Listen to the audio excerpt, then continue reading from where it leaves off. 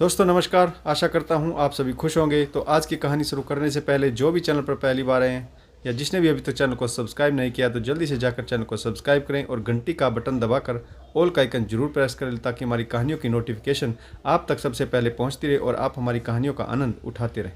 तो दोस्तों अगर आपको कहानी अच्छी लगती है लाइक शेयर और कमेंट्स जरूर करें ताकि हमारा भी हौसला बढ़ता रहे। तो चलिए शुरू करते हैं आज की एक और बेहतरीन कहानी। डोर बेल बजी। थके कदमों से नीलम ने उठकर देखा तो रोज की तरह दूध वाला आया हुआ था, परंतु आज वह अधेड़ उम्र व्यक्ति नहीं था। उसका 15 वर्ष का बेटा दूध देने आया था। चिंता की एक लकीर उसके मासूम चेहरे पर झलक रही थी। नीलम जी ने आखिर पूछ ही लिया, क्या बात है, आज तुम्हारे पिताजी नहीं आए? वह लड़का बोला, कल रात अचानक बाबूजी की तबीयत खराब हो गई, अस्पताल में भर्ती। जब तक बाबूजी ठीक नहीं हो जाते रोज मैं ही दूध देने आऊँगा। नीलम जी के मन मस्तिष्क में अजीब सी उदासी की लहर दौड़ गई। वह गहरी सांस भरकर अंदर आ गई। अकेलेपन का नाग रह रहकर उन्हें डस रहा था। वह अपने पुराने दिनों को याद कर अक्सर उदास हो जाती। चाय बनाकर प्याला हाथ में थामे वह खिड़की के पास आकर खड़ी हो गई।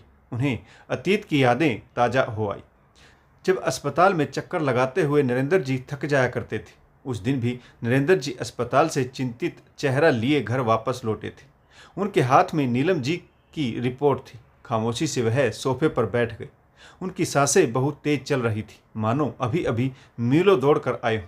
नीलम ने पानी का गिलास देते हुए पूछा, क्या बात है, क्या लिखा है रिपोर्ट में? वैसे तो सब नॉर्मल ही होगा। नरेंद्र जी पानी पीकर बड़े ही उदास स्वर में बोले, नीलम तुम्हें ब्रेस्ट कैंसर है, जल्दी ही रिमूव करवाना होगा, वरना पूरे शरीर में इसके बैक्टीरिया फैलने के चांसेस। एक पल को नीलम की सांसें थम सी गई। चेहरे पर चिंता की लकीरें साफ दिखाई दे रही थी। वह अपने लिए चिंतित नहीं थी, बल्कि नरेंद्र जी की चिंता उन्हें खाए जा रही थी। भगवान उम्र के इस पड़ाव पर उनकी कैसी परीक्षा ले रहा है। अभी कुछ महीने पहले नरेंद्र जी को हार्ट प्रॉब्लम थी। उनका ऑपरेशन करवाया था, उनको पेसमेकर लगवाया था। डॉक्टर ने आराम करने की सलाह दी थी। उनके खान पान का विशेष ध्यान देने की आवश्यकता थी। नीलम योगा और सैर के सहारे स्वयं को स्वस्थ रखना चाहती थी ताकि नरेंद्र जी की देखभाल अच्छे से हो सके। लेकिन यह क्या, वह तो स्वयं ही कैंसर की मरीज निकली। अब सब कुछ कैसे मैनेज होगा? उनका इकलौता बेटा नितिन आज से 7 वर्ष पहले फैमिली सहित लंदन में सेटल हो। व्हाट्सएप और वीडियो कॉल के जरिए क्या समस्याएं हल हो जाती हैं? उम्र के ढलते दिनों में दोनों के शरीर बीमार हो गए थे। यह सोचती हुई नीलम जी कुर्सी पर जड़ हो गई। एक पल के लिए शून्य में ताकने लगी। फिर नरेंद्र जी ने ही चुप्पी तोड़ी। इस तरह घबराने से काम नहीं चलेगा नीलम, हमें अपने बच्चे लम्हे खुद ही संभालने। मैं कल ही तुम्हारे ऑपरेशन की बात कर आया हूँ, आज ही सारे काम निपटा लो। मैं अभी बैंक जाकर पैसे का इंतजाम भी कर लेता हूँ। नीलम जी चिंतित स्वर में बोली, जो बचाया था वह तो बीमारियों में लग रहा है, बचे हुए समय में कैसे गुजारा होगा? खर्चे रोज ही बढ़ रहे, कब तक बेटे से मांगते रहेंगे? नरेंद्र जी बोले, खर्चों का क्या है, जीवित रहेंगे तभी तो खर्चे हैं ना। अगर हम ही नहीं रहे तो बैंक बैलेंस कौन से इस्तेमाल करेगा? बेटे को तो वैसे भी ज़रूरत नहीं। नीलम जी जानती थी नरेंद्र जी जो कुछ भी कह रहे हैं सही, लेकिन चिंता की एक लकीर उनके चेहरे पर भी थी। वह कोई सरकारी नौकर तो थे नहीं जो बुढ़ापे में मंथली पेंशन आती रहती। उन्हें तो अपनी छोटी मोटी सेविंग और बेटे पर ही आश्रित होना पड़ रहा था।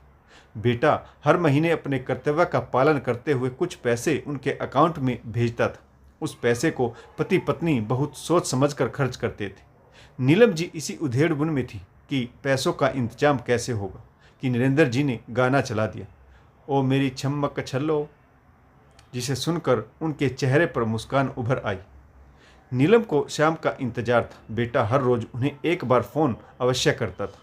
आज भी जब उसने फ़ोन किया तो नीलम ने अपनी बीमारी के बारे में बताया। वह बोला, माँ अभी कुछ महीने पहले ही तो पापा के इलाज के लिए 10 लाख रुपए भिजवाए थे और अब आपकी बीमारी सुनकर मुझे बहुत ताज्जुब हो रहा है। खैर पैसे भिजवा दूंगा, कुछ एडवांस भेज देता हूँ। जितना खर्च आए उसका बिल मुझे भिजवा दीजिएगा, मैं तुरंत ही पैसा ट्रांसफ़र कर दूंगा। आप चिंता ना करें। बेटा अपना फ़र्ज बखूबी निभा रहा था, लेकिन बुजुर्ग दंपति बहुत अच्छे तरीके से समझ रहे थे कि बेटे पर अचानक से इतना बड़ा बोझ डालना उचित नहीं है। उसका भी अपना परिवार है, विदेश में रहता है, उसे भी बचा कर रखना पड़ता है। विदेश में नौकरी का क्या भरोसा, बुढ़ापे में इतनी बड़ी बड़ी बीमारियां और उन पर इतना खर्च होगा, इसका अंदाज़ा दंपत्ति ने कभी लगाया ही नहीं था। नरेंद्र जी बोले, देखा नीलम, आज बेटा कमा रहा है तभी तो हमारे लिए खड़ा है। लोग कहते हैं पैसा सब कुछ नहीं होता, लेकिन पैसा बहुत कुछ होता है। अगर आज बेटे की हालत भी खस्ता होती तो क्या मैं जीवित रह पाता, और क्या बेटा हमारी बीमारी पर इतना पैसा लगा पाता। अच्छा किया जो हमने सीमित आमदनी में बेटे को अच्छी परवरिश दी, ऊंचे स्कूल में पढ़ाया और समय के अनुसार उसे हर सुविधा उपलब्ध कराई। याद है तुम्हें, तुम कहा करती थी आईआईटी में जाकर क्या करेगा, कोई छोटा मोटा कोर्स क्यों नहीं कर लेता, वहाँ पर बहुत मोटी फीस लगती है। लेकिन मैंने कहा था आज हम बेटे पर जितना लगाएंगे कल वही वापस लौट कर आएगा। उसके भविष्य से कोई समझौता मुझे मंजूर नहीं था। नीलम जी की आंखें नम हो गई। वह बोली, ठीक कहते हैं आप, मुझे क्या पता था कि बुढ़ापे में हम भी बेटे पर ही बोझ बन जाएंगे। इतनी बड़ी बड़ी बीमारियां घेर लेंगी हमें। बेटे ने पैसे भेज दिए। नीलम का ऑपरेशन सक्सेसफुल हुआ, लेकिन नरेंद्र जी उम्र के इस दौर में ज़्यादा भागदौड़ करके बहुत थक चुके थे। जब नीलम को रूम में शिफ्ट किया गया तो नरेंद्र जी बहुत थके हुए लग रहे थे।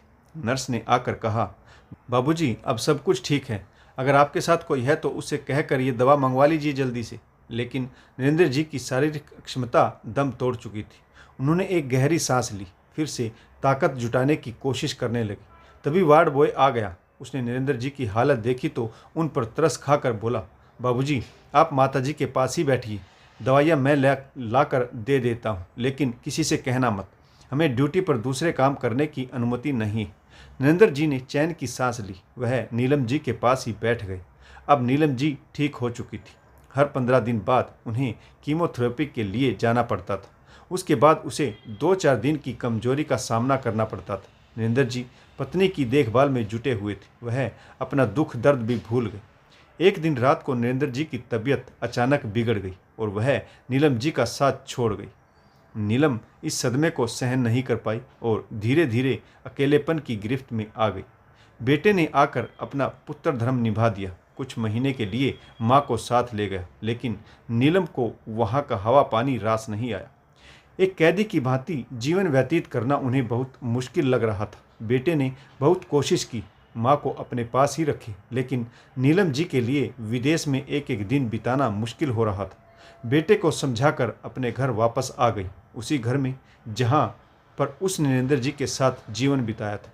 उन्हीं की यादों के सहारे सुकून भरी जिंदगी जीने लगी। अकेलेपन ने नीलम को जीना सिखा दिया। बेटा विदेश में रहता है, पैसे की कोई कमी नहीं थी, लेकिन जिंदगी में कभी सोचा भी नहीं था कि यह मोड़ भी देखना पड़ेगा। वह दूध वाले के बेटे के बारे में सोचने लगी।